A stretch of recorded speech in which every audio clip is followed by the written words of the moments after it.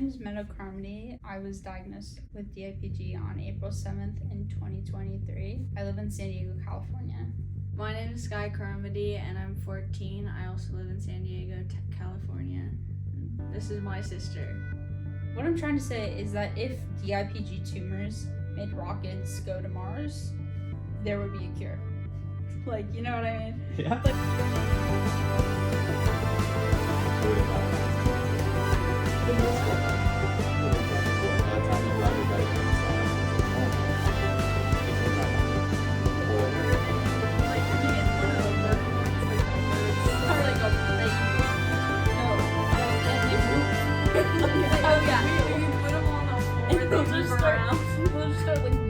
Okay, I'm gonna look this up afterwards.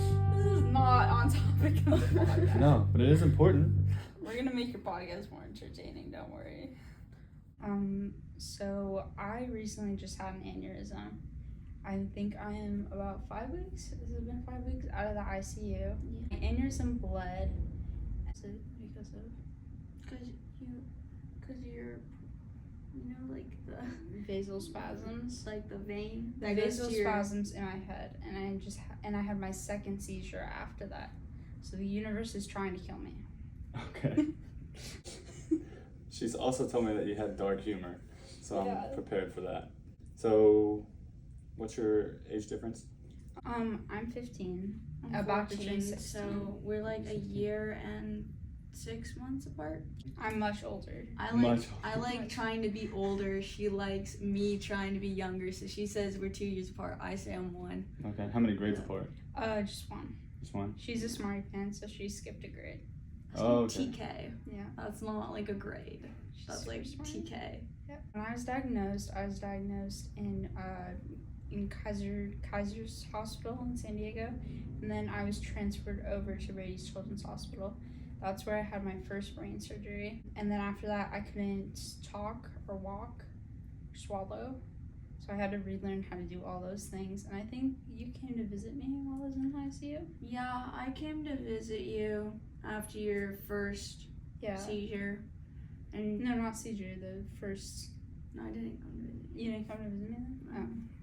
I got locked out of the hospital because I'm not over 18. So if you're not older than 18, you can't go into like the ICU area. So I couldn't go up without like a doctor's permission and like the nurse's permission. I pretty much only visited her like 3 times overall, like over all the times she was in the ICU, which is 3. And then after that, everything was going well. Is it okay I'm talking about It's your the whole show. thing? It's okay, your show. Okay, You- I'm just talking. You go. Yeah, Okay. yeah. Sorry about that. I was so after that, everything was going good. I was out of school because I couldn't go back to school because I looked terrible, and I was put on Paxillicid and ONC201. I was on a clinical trial at Rady's Children's Hospital. So Paxillicid is actually a breast cancer drug, and the FDA was like, "This is terrible, and you can't like prescribe this anymore." They had too much of it, so they were like, why don't we give this to children with brain cancer? So they gave it to me, and then I had my first seizure, which was caused by PRES, which was caused by Paxillicid. So I ended up in the ICU again, and I hallucinated for a week because they put me on the wrong medication. Yeah, and Yeah. then I visited her once during that time, and she told me that everything was radioactive. And then I And locked her myself socks in the was- bathroom. Because they Yeah, locked me in the bathroom. you told- Oh, I because remember- you were hallucinating. Yeah, Yeah. I'm not crazy. Not because you were just playing a joke. Like, No, No. I locked myself in the bathroom, and then they were trying to convince me to get me out, and I was like, I'm not coming out because you're all talking bad about me. Yeah, Yeah. so the first time I came to visit her, she was normal for like the first like, I don't know, like an hour. Yeah. And then she woke up from a nap that she was in, and she technically said that like everything was radioactive and her socks were radioactive, and she was trying to take off her Good clothes. times. yeah? Yeah. Yeah. Yeah, And then I left. Yeah, Mom got you out of Mom there. was just like, let's go, and then our dad came in.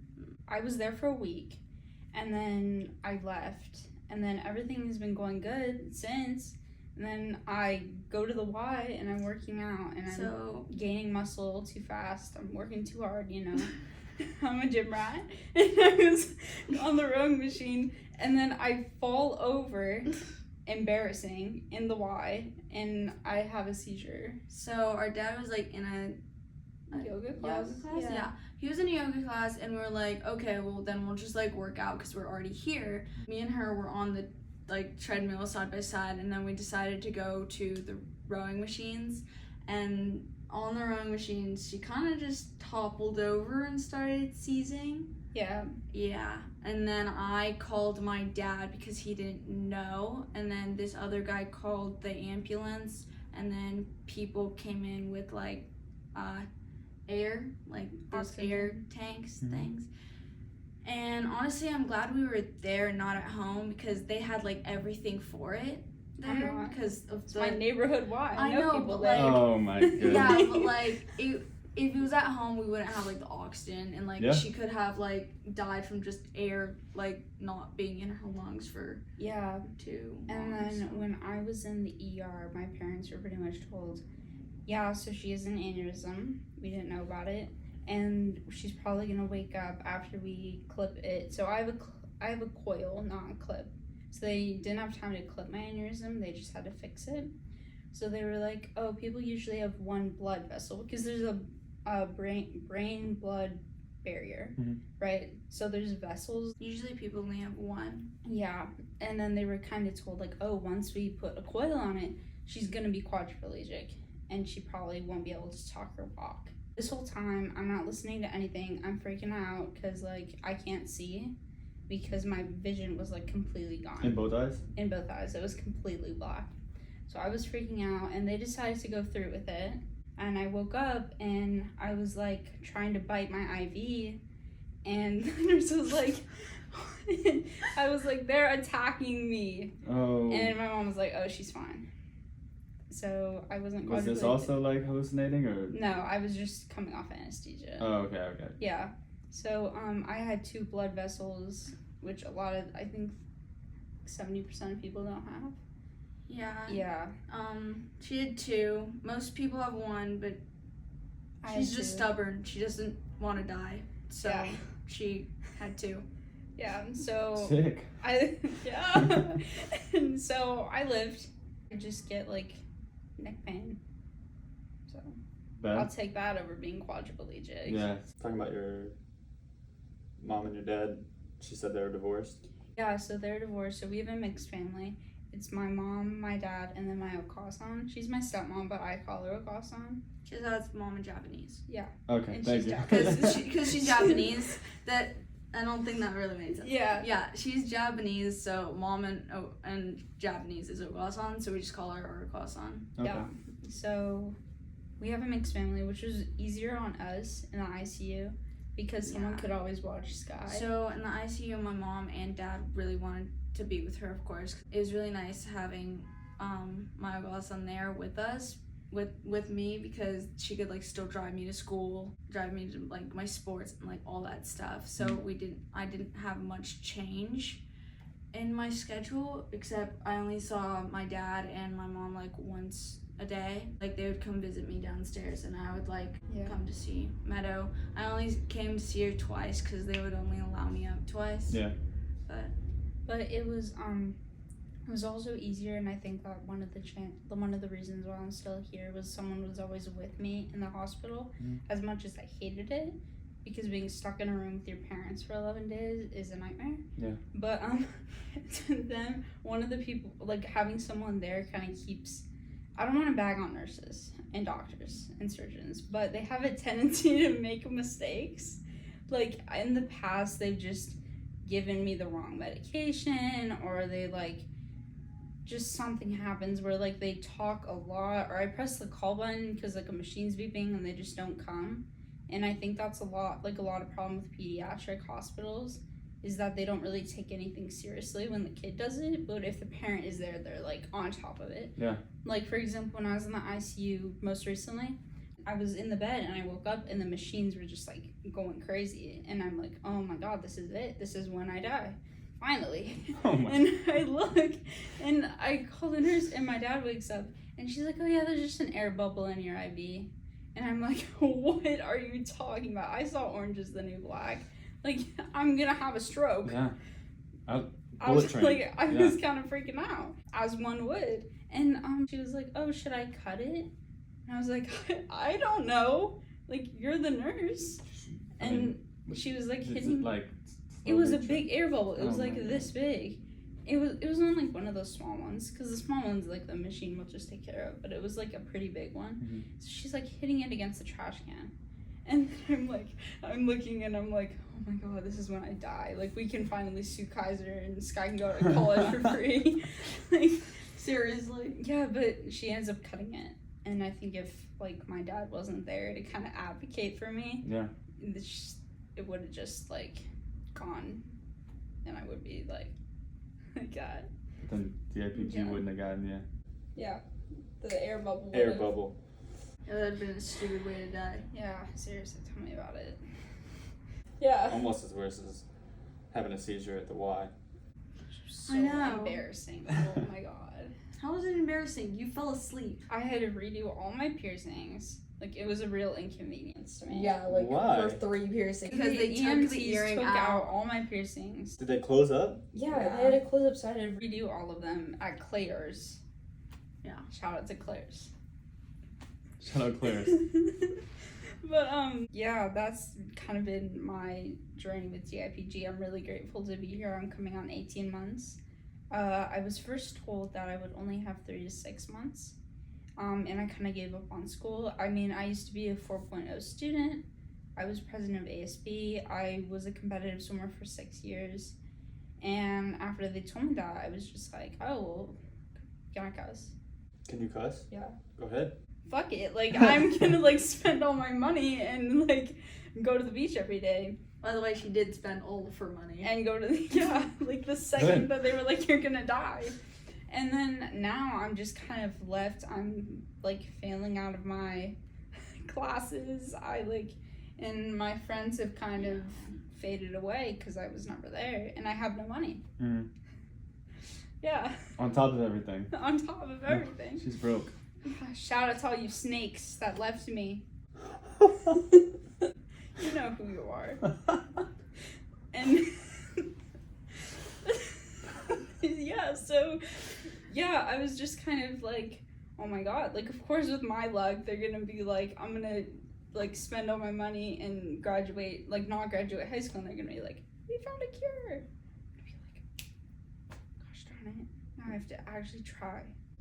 You could always just go to school after. I don't know if you meant that. No, I didn't mean that. I was being sarcastic.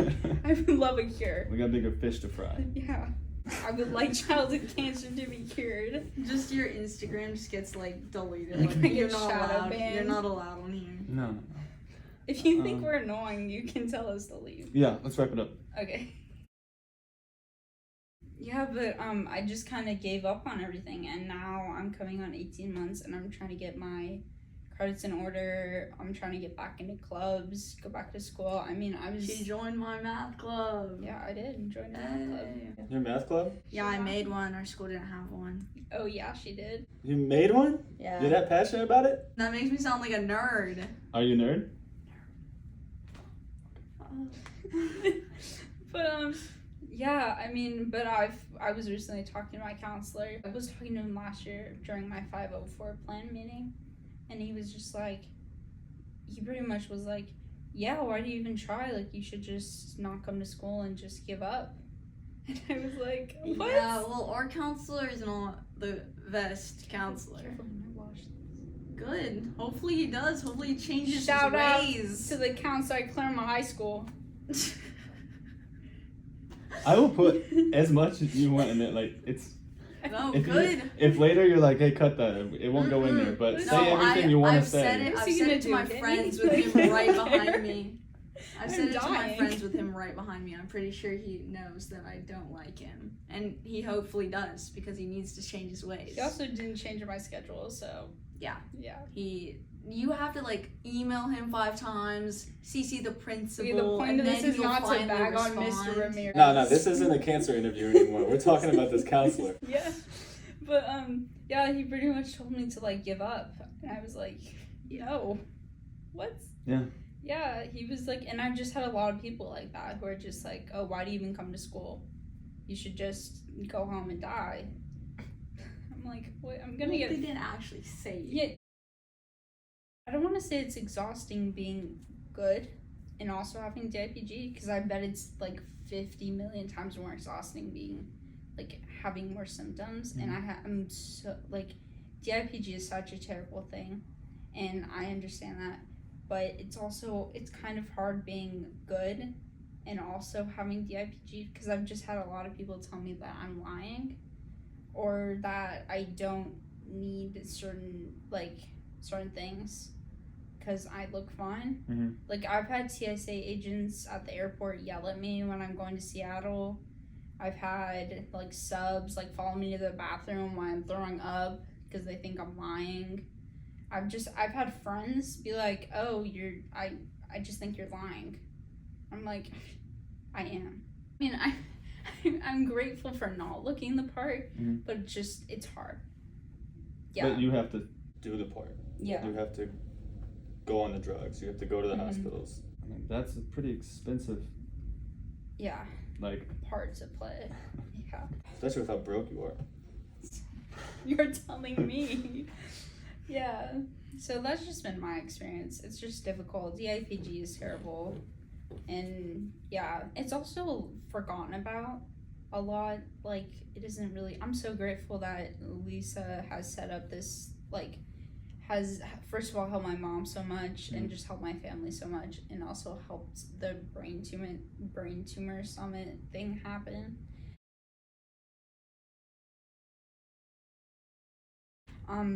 Because I think a lot of people forget about DIPG, including DMG.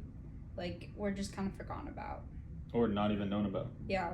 A lot of medical professionals that I talk to, they're like, what is DIPG? Can you explain it to me? None of my friends knew what that was until I explained it to them. And like, what it is. One hand, it's good because there's not enough people affected by it. But the issue is, it'd be more important to people if they knew. With, like, any cancer. Like, if any cancer wasn't known about, there wouldn't be any cures for, like, anything. And I think another reason why we don't have a cure is there isn't a lot of money in it.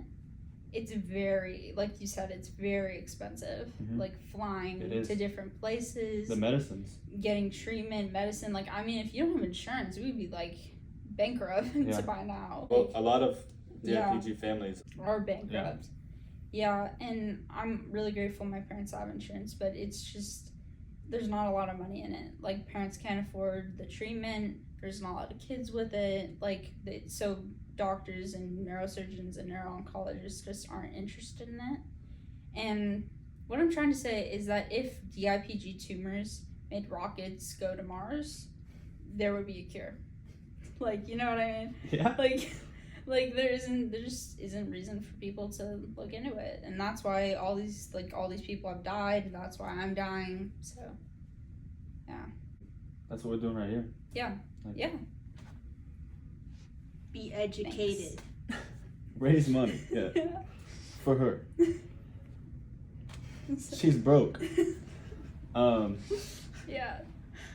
I was gonna, like, be like, oh, what was your relationship like before, and then that. I mean, you guys seem really close. Yeah. She's my best mate and also my worst enemy. Is that a quote? What? No, I just said Who that. says mate? Yeah. Yeah, you're my best mate. Can you do it again, but say friend and look at the camera? But yeah, I think we've gotten a lot closer. Do you think we've gotten closer, or do you think we're the same? No, I still hate her. She still hates me. Sick. And I still love her. I don't hate her. And she loves me. I love you. But I think that we've gotten closer just because she's just helped me through so much. I mean, other than, like, I don't have a lot of friends anymore.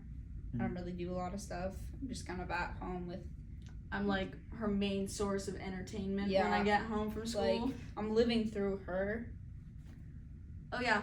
I tell her everything that goes on. Yeah, it's Oh, cool. so you're like up to date on all the tea at your high school? All the Yeah, drama, except all the I tea. mean, no tea. I'm a nerd. Didn't you hear that? Who Okay, we have to so- hate, who we have to I have no like. tea. All the drama within the math club. Yeah. Yeah.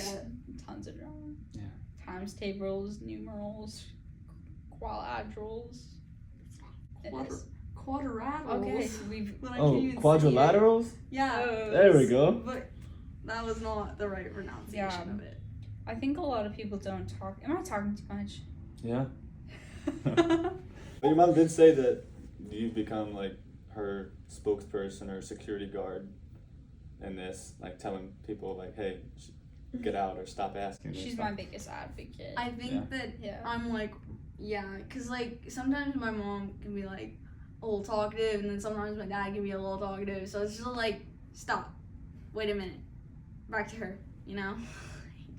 That's Stop. good. Wait a minute. Back to her. Yeah. That's a quote right there. What quotes? I'm not making. We'll quotes. clip it. We'll clip We're it. making t-shirts later, Skye. More time together. Yes. Just our faces. Yeah. But I think a lot of people don't talk about, like, DIPG is really difficult, like medical stuff wise, but a lot of people don't talk about the loneliness. Like, no one has it. Like, I don't know anyone Yeah. in San Diego. I feel bad that for the has kids that DIPG. like have DIPG, but like the only people they have are like their parents. Like if they don't have Yeah. any siblings, they're kind of just Like, alone. alone. I mean, parents are great, but they're like adults. Yeah. You know, like. And they don't get it. They don't get, like, what. I mean, she gets, like, high school drama. Like, you want to be with it. You want to, like, be in the know. Yeah, I mean, the more you separate yourself from Yeah. what was the normal, like, the more you just completely change to a new normal. Like, if your new normal is sitting at home waiting for her to get there, Yeah. we gotta have some connection to what we used to have. Yeah. And then everyone just expects you to just kind of wait around and die.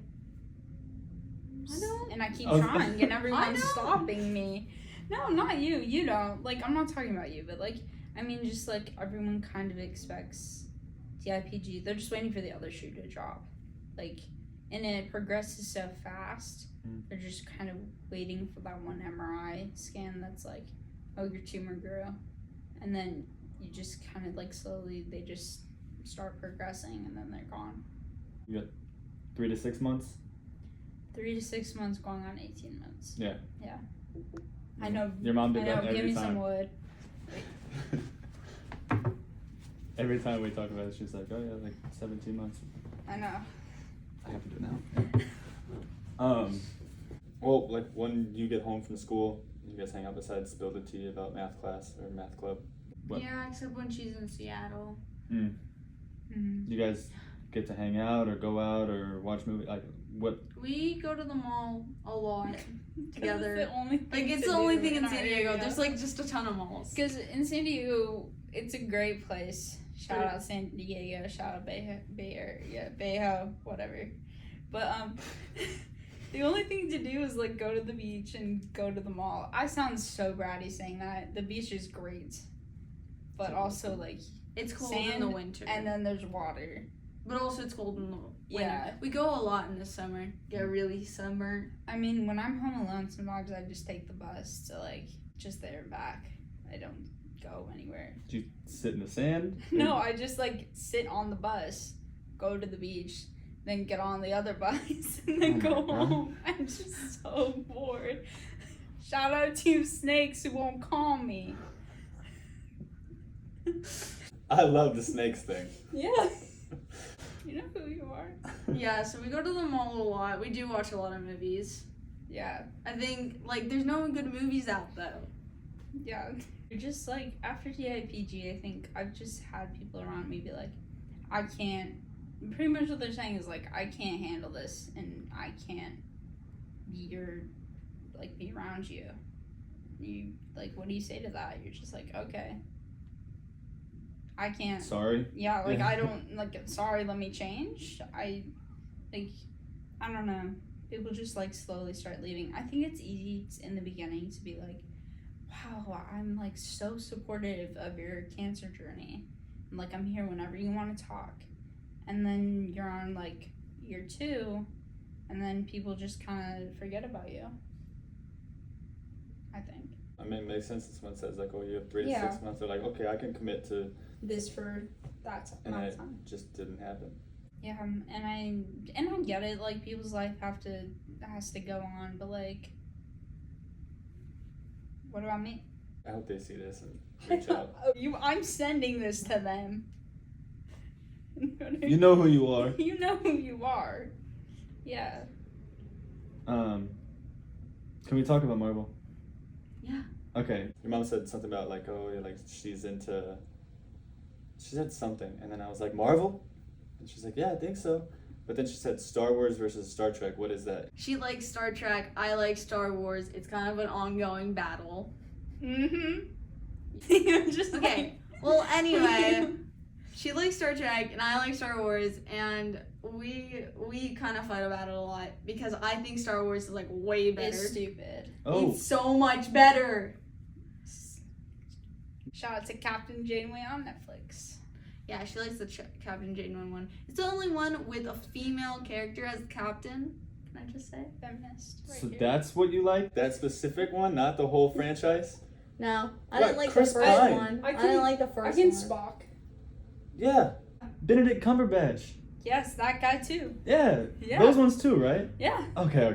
That was the first interracial kiss on TV in color. Interracial. Interspecies. No. Which kiss? What are you talking about? Dad talks about it all the time. It's like if you talk to him about Star Trek, that's the first thing he will mention. Because there was a black guy and a white girl who kissed in color on TV, and it was a big deal. Oh, like the show. or Yeah. like- okay. That's like in the Chris Pine movies? No. They're a little late. Okay, alright. I feel like if you I like one, the Jabberwockies. Sick. The ones with the little bears.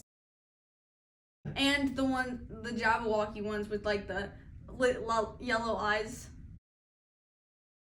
You know, the yellow, or orange. The ones that like pick up the stuff from the sand. Do you have to be more descriptive? Ewoks? Yeah, that's. Do you guys know like Barney Stinson's Ewok theory? No. Like you can tell if someone is born before or after a certain year. Yes, yeah, I know this. They like Ewoks because it reminds them of their teddy bears. If they don't like Ewoks, then they were too old to associate them with teddy bears. So then he's like, oh no, she's 30. What? It's like a I theory. am You so like them? confused. I love them. Is it because you associate them with your teddy bears? I don't have teddy bears. Can't bring Well, anything. anyway, I like Jabberwockies. Okay. But I think those are the bears. Yeah, I like the bears. No, they're and the little. they're made after Orange puffins, people. right?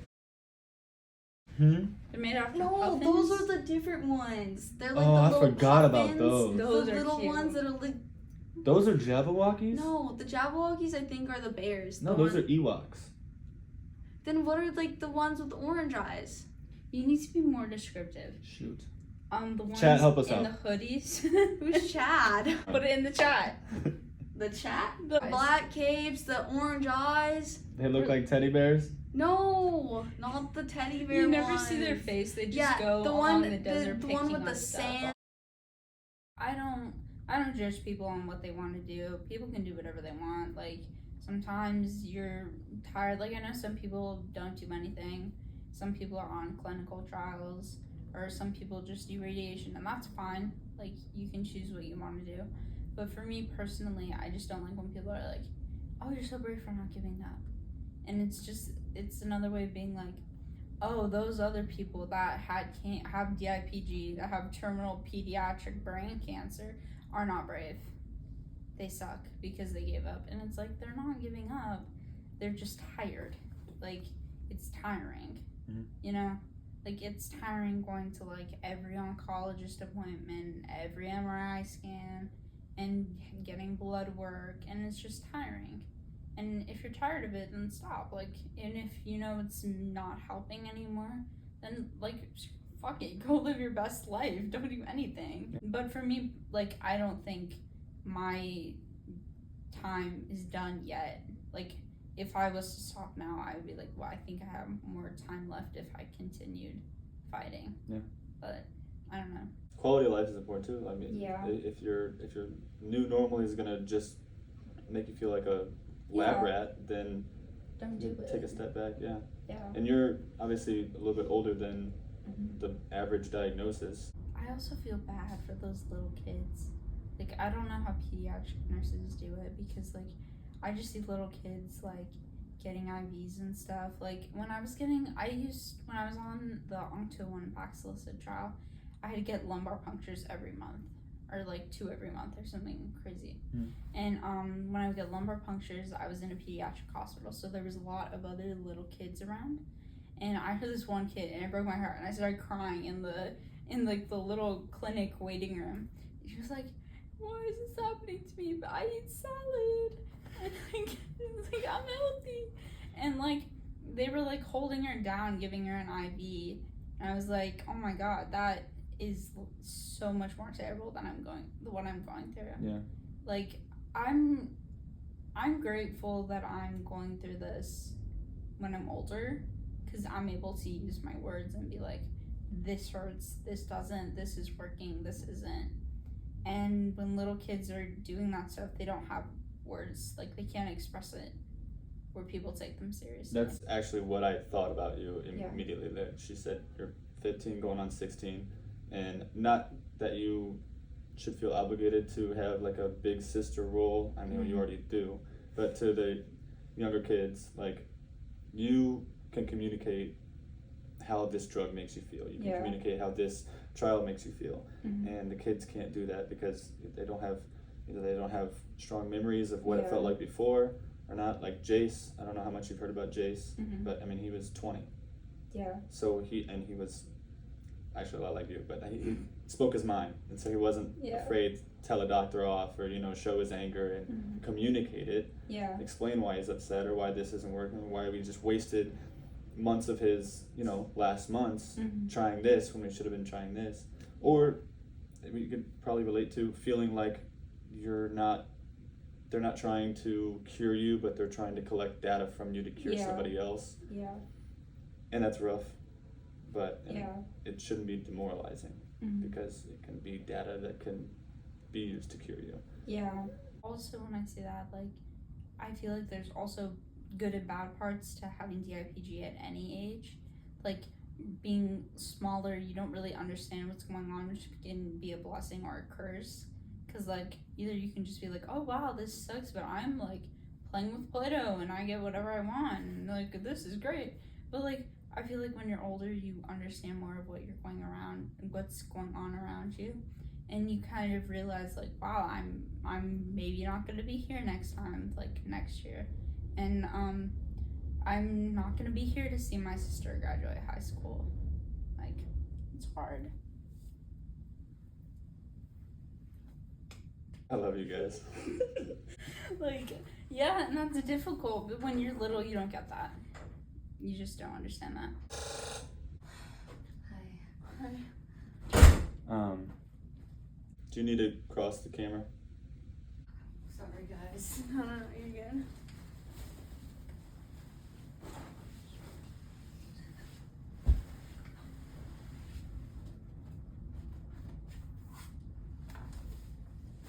This weekend, you're meeting a lot of kids, I'm sure, that have DIPG or DMG, and I don't know if it feels like they look up to you. They deal with doctors, their parents, their healthy siblings, and then other sick kids their same age. I have talked to some kids with DIPG, and I think it's nice for them to kind of know that there's an older kid with DIPG that kind of understands. I haven't talked to a lot of kids because to be perfectly honest, there just isn't a lot of kids because a lot of them have passed away. I more talk to the moms because I think they are kind of like, oh wow, this is like my daughter or my son would be like this right now. A version of them that they never got to see. Yeah. Or that they might not get to see. Yeah. I'm more of like their kid in a sense. But that's just my opinion. Does that feel like a favor that you're doing them, or does that feel No, good for you too? it's a favor for me too. Yeah, they're all so nice. Like, I mean, like, you have to be to come to the pediatric cancer brain conference. Like, you have Shout out Brainstorm Summit. Shout out Brainstorm Summit. But yeah, I mean, you have to be a nice person to come here, and it's not like I'm not doing them a favor; they're doing me a favor, because like to have so many people support you is amazing, and I'm really thankful for it. And this weekend specifically, I mean, you get everyone here that has the same thing in common together. Yeah, it's really nice knowing that like other people know what DIPG is like. Yeah. And it's the little things. It's like knowing that steroids are terrible, knowing that doctors and nurses aren't all great. I get bagged on so much for being like, I hated that nurse. And people are like, how can you say that about a first responder? And I'm like, she just stabbed me 40 times with a needle trying to find a vein. And they just don't get that. Yeah. Yeah. We get it. Yeah. I mean, Jace was terrible at sometimes. Yeah. And like once his Chiefs jersey, I mean, you would have thought that they cut him open and poured it out on his Chiefs jersey. The nurse got like little drop of blood, but it came right out. He was in a constant war, not just with his mom and sister in the hospital, but with the nurses.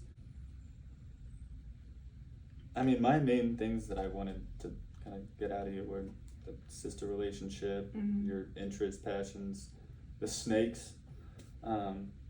Is there stuff that you wanted to, I don't know, advice or awareness that you can gym the camera? But advice I would give to anyone who knows someone with DIPG or has DIPG, just listen. Listen to your body, listen to the people who have DIPG. Don't try to make them do anything or feel like they have to do something. Like, this is very difficult for them. You need to understand this is not your moment. Like, it's only 6 to 3 months. You'll be fine if you just don't have 3 to 6, not 6 to 3. President Math Club over here. Yeah. But like, that's the advice I would give. And also buy Crocs for the hospital. They're really nice. I haven't heard that one before. Yeah, they're really nice. And they're MRI friendly. You can wear them in the MRI? Yeah. And also, be ready to be very comfortable with dying. Because people are going to talk about it all the time. To you, to your face, and behind your back. Snakes. Yeah. Yeah. And like, be ready to know your palliative care doctor very well, because you're going to talk to them a lot. The people call it hospice. Oh. Palliative is like politically correct term, I think. Palliative care. So you have one? Yeah. I mean, every terminally ill person gets one. You get like the option. Yeah, I get the option of having one, and I took it. Are you a fan of it? I don't like it because for me personally, I say when I die. I don't like, me personally, I just don't like the palliative care stuff because it makes me uncomfortable.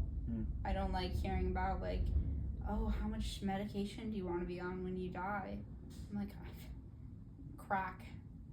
Like, I'm gonna be on crack. Like, Pretty sure that's illegal. Yeah. Which part? The eating crack. I'm not eating it. Then what are you gonna do? Injecting it. God, you math club. What, really? You don't know how to do crack? Yeah. You live in San Diego. Good. I don't know. You just have to get very comfortable with the idea of dying. Because you are. Like, I could have my third seizure right now on the floor and just be dead. I do want to say, though, that if I had to give advice to any doctors or nurses, don't talk about organ donation yet. When people just are diagnosed with DIPG, because that freaked me out a lot. Okay. Is when people were like, if I just had to give advice, like, that's just my opinion. I don't know what other people with DIPG are. Let you get comfortable first. Yeah, just don't. Because when I was diagnosed, like, the second thing they said to me was like, do you want to be an organ donor? I was like, I am still using those organs. I don't know, but it would kind of make me feel like written off. Like, oh, yeah, no, like you're not going to be needing those pretty soon. You're waiting for my pancreas? I need that. You heard this? Yeah. Yeah. That's good advice. Do you have any advice for a sibling of a DIPG warrior. If you have divorced parents, I think it's easier, to be You didn't honest. ask about those. I know, but like for a sibling, it's just easier, to be honest. No, I'm saying for a sibling, it's just easier. No, I'm not. I'm saying for a sibling, it's easier because when you're in, dude. No, I'm not. When you're in Seattle, it's easier. I'm sorry. I'm just gonna try this. Also, I don't know, just like be there for them. You should like spend as much time with them as possible. Yeah, because you're gonna wake up one day and you're gonna wish you had what I've like. Even if you, But like wake also, up every minute and spend every single moment with them, you're still gonna wish you had spent more time with them. I got to live with Jace during COVID, so I was very grateful. Yeah. That, I mean, those are an extra like 4 hours a day that I wasn't at work, and so we got to spend quarantine together. And I mean, I'm grateful for all those. I mean, that's countless hours, but now I just wish I would have like quit my job. Still wasn't enough. Yeah. Like I still go to school. I still have like after school sports, but like I just like feel like I don't spend enough time with her. And I feel like other people. Is there And I guilt that should comes too. with that whenever you're going on your regular life? I feel like I'm like always leaving behind someone that I love. No, you can. All weekend. Yeah. Hopefully. What the fuck do you mean? Hopefully, I have in the same homework. room as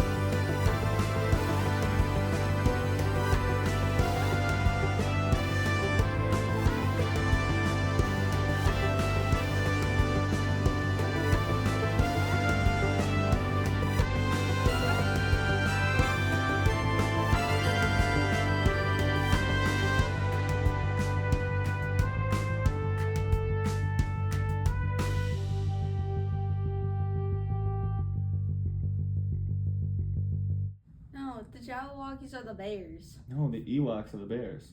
Oh. I promise. Who are the No, the Stinson's Ewok. Jabberwockies are the Ewoks. I think the Jabberwockies the are just a dance Ewoks- crew. Hatchimals. Have you seen a Hatchimal? No. They're They're the things that crack out of the egg. You literally warm them up with your hand. They crack out of the egg and then they go, chirp. In Star Trek?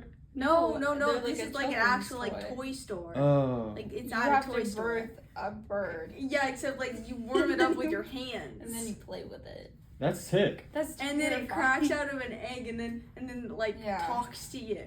Oh.